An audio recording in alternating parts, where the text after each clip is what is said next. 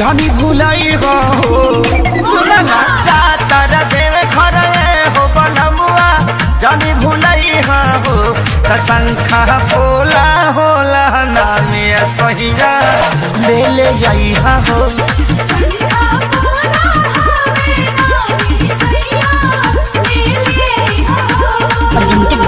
Adishakti films.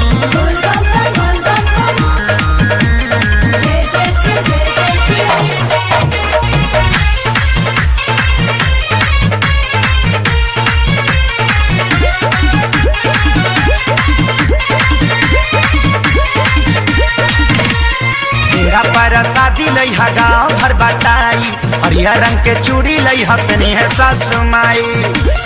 जरूर लेकर पर शादी लई हा गाँव भर बटाई हरिया रंग के चूड़ी लई हा पहनी है सासु माई पैसा के चाकर में हो बलमुआ जाना झुरई हा हो पैसा के चाकर में हो बलमुआ जाना झुरई हा हो शंखा बोला होला नामी सैया ले ले जई हो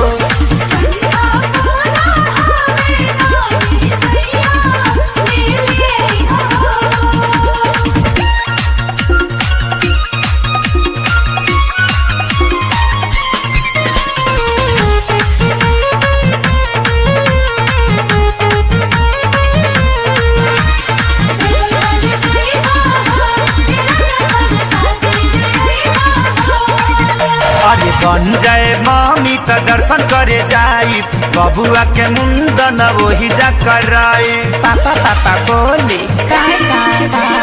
बन जाए मामी तो दर्शन करे जाई बबुआ के मुंडन वही जा कराई पवन के सारी के रहिया में गानवा खूबे बजाई हो पवन के सारी के रहिया में गानवा खूबे बजाई हो शंखा बोला होला नामी सैया ले ले जई हो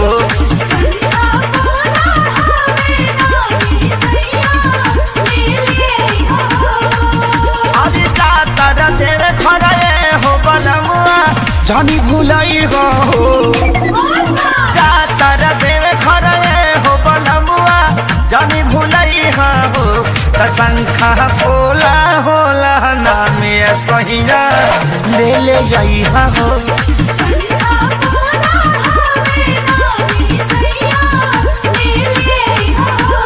शंखा बोला होला नामे सैया ले ले जाई हो।